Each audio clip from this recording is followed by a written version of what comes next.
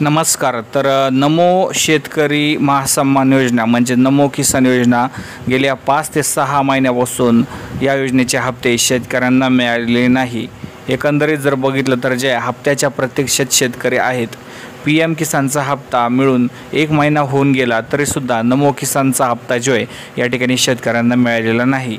एकीकडे सरकार म्हणत होतं की 6,000 देऊ, 6,000च्या ऐवजी आता 9,000 देऊ, मात्र अजून जे हप्ते आहे जे म्हणजे रेग्युलर हप्ते आहेत तेच वेळेवर मिळत नसल्याचे चित्र आहे. PM किसानच्या हप्त्यावेळी नमोचा हप्ता 1 मार्च नंतर मिळणार. आता 1 मार्च संपत आला आहे. एकंदरीत 1 मार्च काय, आता तर जवळपास 27 मार्च संपत आला आहे. हा महिना संपत आला आहे तरीसुद्धा अजूनही कोणती हालचाल राज्य सरकारने केलेली नाही. परिणामी 31 मार्चपूर्वी हा हप्ता मिळणे आवश्यक होतं. मात्र अजूनसुद्धा जे या संदर्भातील कोणताही GR निर्गमित करण्यात आलेला नाही, कोणताही GR या ठिकाणी पब्लिश करण्यात आलेला नाही. त्यामुळे सरकार याबाबतीत उदासीन दिसत आहे.